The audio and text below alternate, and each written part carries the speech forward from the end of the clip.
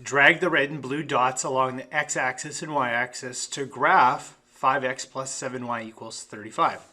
So the last set of problems had me finding out the x and y-axis and simply stating what they are. Now we're going to have to still find out what they are, but then we're going to graph them. So as I did in the last video, the first thing that I would like to do is to simply write the equation twice. So I've got 5x plus 7y is equal to 35. And while I'm writing this one twice, I want to go ahead and let you know that this is the easiest type, because when we're done, we're going to have an integer both for our x and y intercept. So just like I did in the last one, I'm going to have an ordered pair that I will get at the bottom.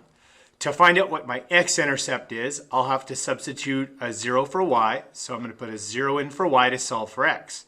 Alternatively, then I would go ahead and I would plug in a 0 for x and then solve for y. So notice that 0 for y, 0 for x, how you start is really up to you. So then I'm going to go ahead and I'm going to do 5x plus 7. And again, we're putting in a 0 for y, should be equal to 35. Obviously, 7 times 0 is going to simplify, and we would have 5x is equal to, that's a nasty 35. Let me try that again. Okay, pretend that's actually a 35. Then divide by 5 on each side, and we find out our x value is equal to 7. So right there, my x-intercept is equal to 7. Now I'm going to do the same thing, but instead I'm going to solve for y. So I would have 5, in goes 0 for x, plus 7y is equal to 35. Similarly, 5 times 0 is going to be 0, so this equation will simplify to 7y is equal to 35. Division property of equality, or in other words, divide by 7 on each side, and y is equal to 5. Got that. So my ordered pair is going to be 0, 5, or I could simply state that my y-intercept is equal to 5. So now we'll go over to the graph and we'll simply, we'll finish this off. So for my x-intercept, I'm going to need 7. So I'm going to move that x-intercept to 7. And notice that it is on my x-axis, so x should be 7. Then for my y-intercept should be 5, and it's already there. So we should be good to go. We got that one right.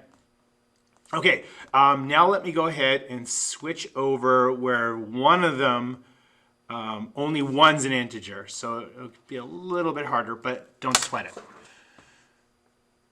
Okay. So again, we're going to start out with writing both equations. And I would have negative 2x plus 4y equals 18. Then I would have negative 2x, pardon me, plus 4y is also equal to 18. And then down here when I'm done, let's see. Let's go ahead and put in 0 for x to start, and then we'll solve for y. And then over here, I'm going to put in a 0 for y and solve for x. Again, what you start with, it's irrelevant. So I've got negative 2, in goes 0, plus 4y is equal to 18. That's going to simplify to 0, so the equation would be 4y is equal to 18. And then division property, divide by 4 on each side, y is equal to 18 over 4, which if we divide it by 2 over 2, sorry, I'm running out of room, that would actually reduce to 9 over 2. So I'm just going to put my y-intercept as 9 over 2. Continuing on, I'm going to put in a 0 in for y, so I would have negative 2x plus 4 parentheses. In goes 0 for y is equal to 18. 4 times 0 is 0, so the equation simplifies to negative 2x is equal to 18. Division property of equality. And we have x is equal to negative 9, which is nice right there.